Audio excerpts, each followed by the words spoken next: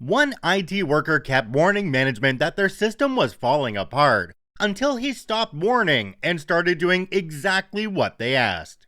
Hello and welcome back to Karma Stories. I'm Rob and I hope you are having a wonderful day today. Today's episode is all about what happens when management pushes just a little too hard and gets exactly what they asked for. On to the stories, let's jump right in. This story comes to us from Creo Do you want us to work or follow procedure? Years ago, I managed a fast food franchise with a staff of teenagers. They were great kids, and between all the horsing around and romantic subplots, the work got done. I ran things fairly loosely, and we had a good arrangement where I'd pretend not to notice they were having a water fight out the back, but when I did go out to check, all the dishes would be done. As long as nobody's parents called to complain about the sopping wet teenager that arrived home, everything was fine. Other managers ran things in a more traditional way, with rules and time clocks. Also, a valid management strategy. My area manager would stop by at random. He was a fair guy that liked his checklists. Do X task at X o'clock. My crew were trained in all the checklists and all necessary food and safety stuff, and I did watch that pretty closely. But knew each other and their jobs, so he'd show up and things would be in what I called predictable disarray. This would annoy him. I got word that he was coming for once, and he was bringing along someone who was buying one of the franchises, using us as a sort of demo store. I was specifically asked to have my crew at their best, adhering to the company checklist. I asked, okay, which do you want? My crew at their best, or for us to follow your checklist? Both. My crew did their best work vaguely supervised, with god-awful music piped in through an unauthorized MP3 player, and a manager on hand in case Karen showed up.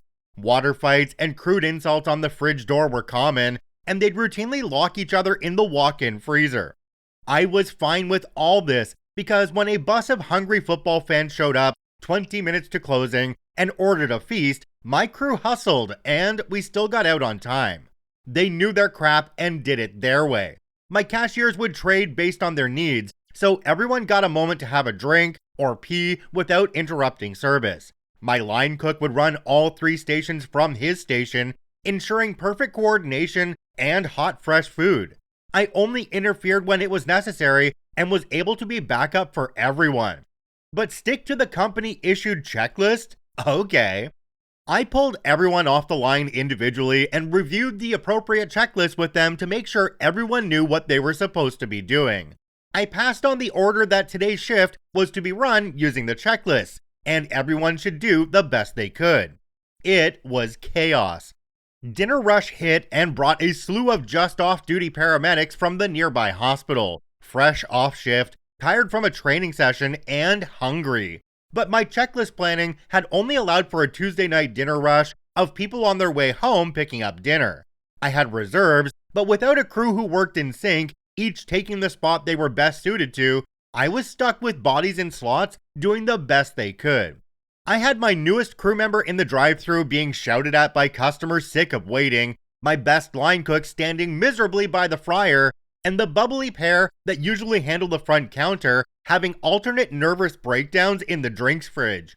No cleaning got done. I had nobody free to prep more food. Customers were pissed at the lengthy waits, and we completely ran out of some products.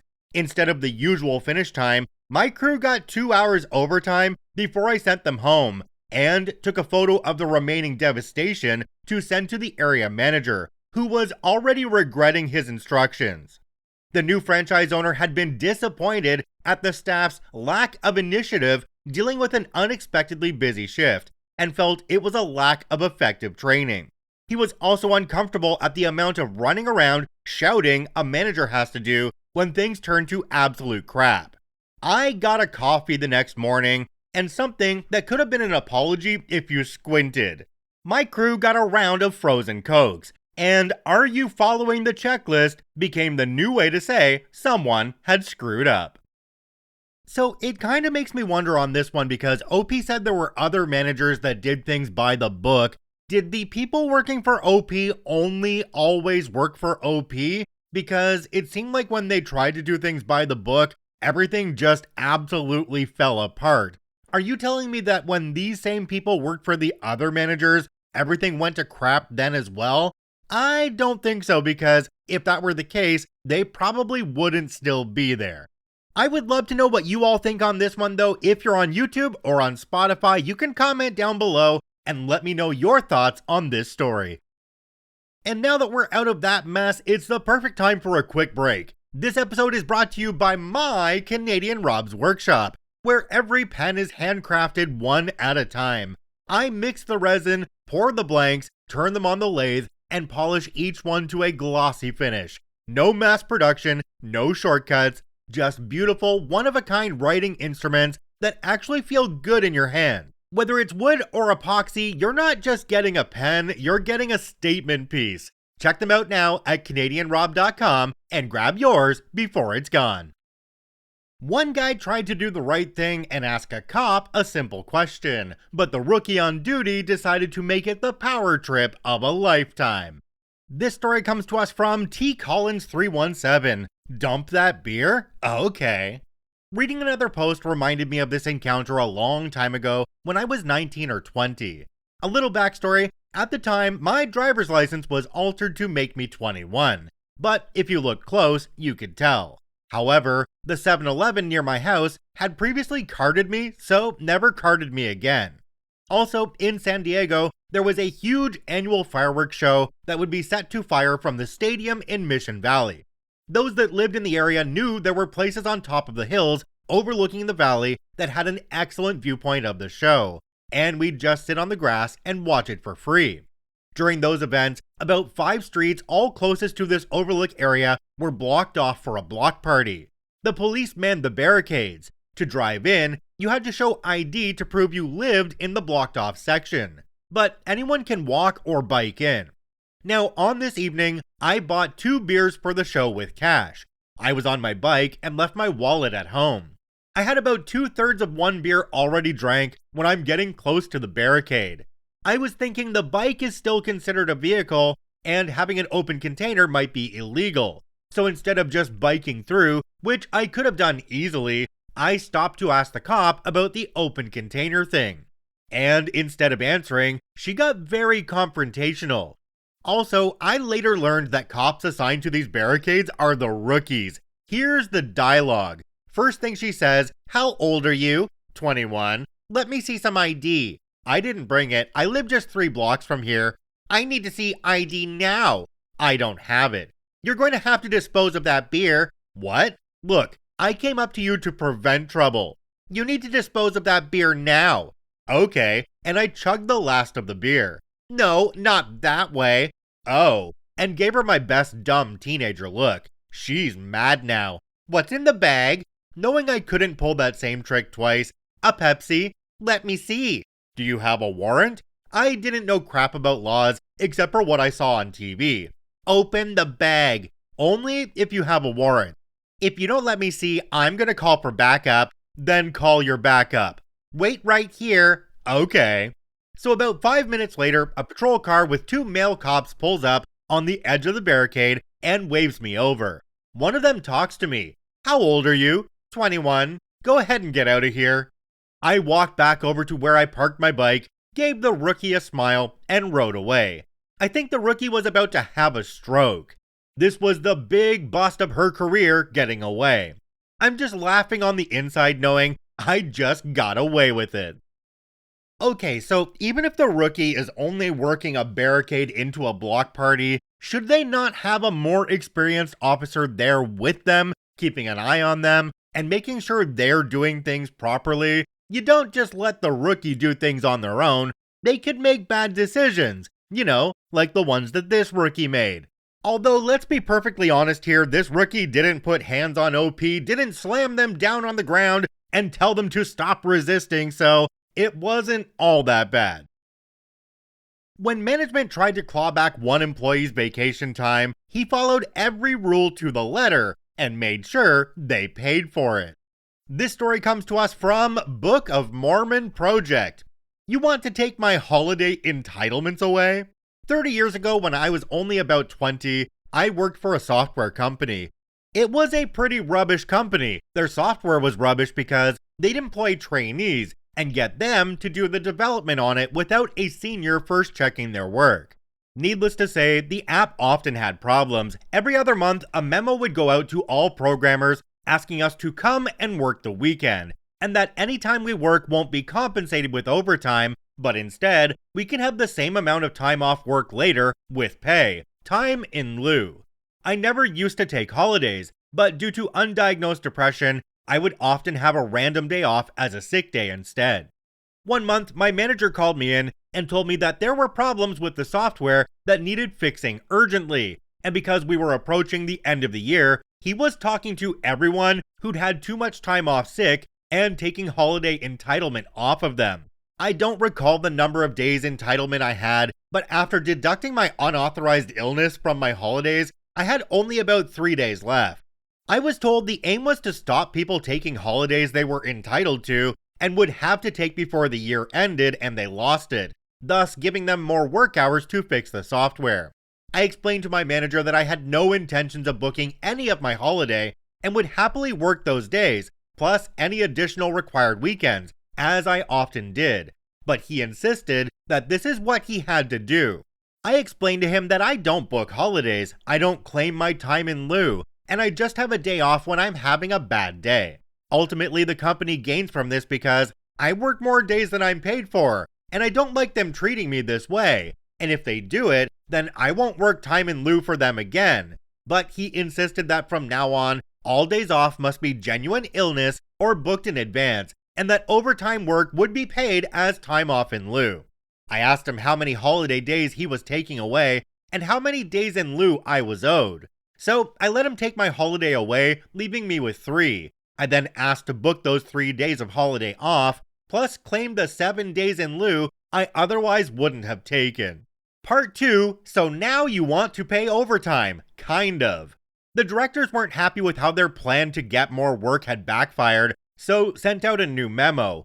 We will be opening the doors until 8 p.m. every workday and 8 a.m. to 8 p.m. weekends. If anyone is willing to work more hours, then clock in or out with Craig. If we meet our deadline, then there may be a reward for you based on how many extra hours you worked. My boss asked, "Will you be coming in?" I said no. He asked why not. I reminded him that I had said if they take away my days, then I won't work time in lieu again. He pointed out that it would be time in lieu plus a bonus. I pointed out that not only does it not say how much the bonus is, but it only says we may get the bonus, and then only if we meet the deadline. Far too conditional for overtime pay, so I declined. Lots of people worked lots of hours over the next week or so. One guy worked an additional 60 hours. They met the deadline, and there was indeed a bonus. For each hour they worked, each employee received a lottery ticket. At the time, they cost £1. The guy who you had to clock in and out with was working 12 hours per day, 7 days per week. He came over to gloat at how many lottery tickets he had. He said, potentially they've given me millions. I told him, not only have they paid you £1 per hour overtime, which is less than half of what I got as a child working in a supermarket, they've not even allowed you to choose what you want to spend your money on. One person won £10. I'm the only one who confirmed the requirements being forced on me. Everyone else allowed them to take days away and still didn't claim their remaining owed days in lieu. And I'm the only one who didn't get ripped off. Yes, I did laugh at everyone. You know, I've always thought that lottery tickets were a tax on people who were really bad at math. And this story kind of proves my point because, oh my gosh, potentially they've given you millions. But they really haven't. They've given you £1 per hour, which is illegal in most places. When the company demanded one employee handle an impossible workload with zero support, he found a perfectly compliant and brilliantly petty solution. This story comes to us from I identify as A-Starts. You want me in 3 places at once? You got it. A little over a decade ago, I worked up in the oil patch in northern Canada on different IT contracts. The current contract I was on was maintaining virtual meeting rooms. The oil company had decided that if you didn't need to be on site, they would move your job south, and pay you 20 to 50% less. When you needed to meet with people on site, you'd book a meeting and all is golden. The IT company I was with was amazing, but they lost the contract to an international IT company, A, servicing oil company B. I was one of the fortunate few that got a job with IT company A, which was so unbelievably stupid. Most of the rest of the talent that had been working IT under contracting companies for 10 plus years took a walk. I think the management literally sat down and said, "What's the absolute worst way we can mess things up?" And then they did that. They hired a bunch of fresh out of college, unqualified people, and within a few months, our ticket count had gone from averaging around 50 at any given time to well over 600 and growing with no end in sight. This is all well and good, and we got chewed out for the ticket count being high. We got chewed out for bringing it down low because our ticket closure rates weren't similar. It didn't really matter. Good, bad, we got chewed out. Company A was hemorrhaging money to Company B. Like, every ticket outside of the allowed failures that was a failure and not resolved was a fine, and there were multiple sites. Basically, IT Company A ended up paying Oil Company B to do IT for them. Most salaried oil company employees who had computer problems took weeks or months to get problems solved, but they were salaried and it didn't affect oil coming out of the ground, so it didn't matter. Except for the meeting rooms. Managers couldn't have virtual meetings with staff, things were getting delayed, and it was going to affect oil coming out of the ground, so it was a problem. The 12 of us working there were given full-time work and 6 vehicles. The supervisor took one for himself for driving to and from town and wouldn't let anyone else use it during the day, so that left 5 vehicles. It used to be that we were dedicated to a specific type of work, but now everyone did everything, and we were expected to just check the meeting rooms as we drove by, or if we had a ticket in that building. So all the meeting room maintenance was just not being done, and the new guys that would get a ticket to facilitate a virtual meeting of the vice presidents, director, etc. of the oil company would just not show up, and the meeting would fail. During this time, I had been loudly and constantly complaining about our inability to check meeting rooms in buildings that we don't have tickets for when we don't have a vehicle to get there anyways. A coworker told me that one of IT Company A's managers had come north to review the situation, was at lunch, saw one of my emails, said, "I'm not reading that," tossed down his phone and ate his lunch. So I just gave up, gave in, and did what I was told. I had been busting my butt to keep everything working for all the execs of Oil Company B for months, and it was time to cue Malicious Compliance. There was a building in town with meeting rooms. Our building on site was around 45 minutes north. Every morning, rather than being on site and working at 7, I would be at the town building at 8, checking a meeting room, stocking it with supplies, and fixing problems. Except I wasn't because it was in use and I couldn't get in. So I would drive north and get to our building around 9 and start my day, do a few tickets, be one of the only ones that the oil exec saw that could actually make meetings run successfully, and then leave at 2 to go check a meeting room I couldn't get into, and then go home. This lasted about a month before the oil execs called in my supervisor, manager, and manager's manager and said something along the lines of, "Put OP on doing just meeting rooms and meetings." I got called into a meeting with my supervisor. Most of my other work was taken away. I was given my own vehicle, and I was told to check all the meeting rooms every week, a 4-person job, and to take care of all the executive meetings. I told my supervisor that it wasn't physically possible for me to be in 3 or 4 places at once to check all the meeting rooms. He didn't care. He didn't care how I did it, just get it done. So, I got it done. Every time we checked a meeting room, we had to scan a QR code with a company phone that we would then export in Excel and submit as the rooms we checked. Every minute of every day, I clicked the scan button and scanned nothing. At the end of the week, I would export to Excel, then get the list of all the room codes, randomize them, paste them in, save, and submit. Click, I'm in town checking a room. 1 minute later, click, I'm 30 kilometers north. 1 minute later, click, I'm 70 kilometers across the river, etc.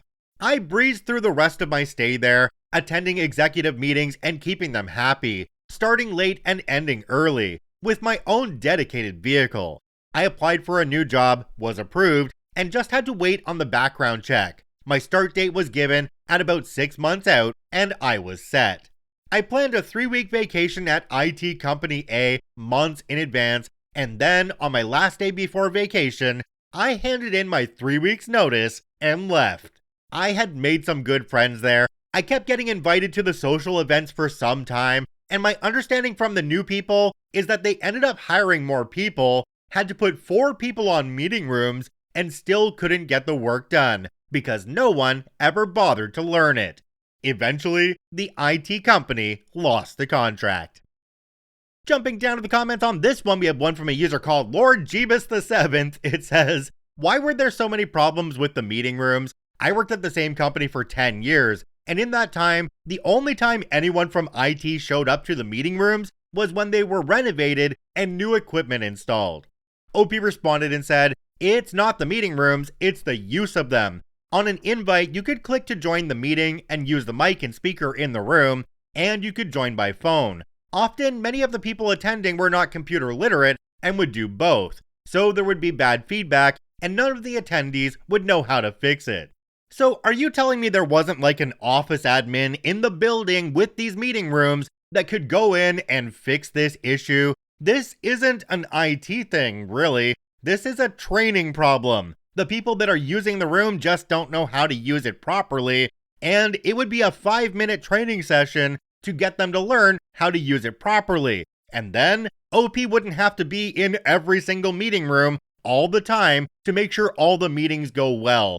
This is a really weird story. Alright, we're going to end this one here. If you enjoyed this episode, I encourage you to follow us on your favorite podcasting platform. And if you're on YouTube, please hit that subscribe button and drop a like on the video. I thank you for watching and listening. I hope you have a wonderful day, and we'll see you tomorrow.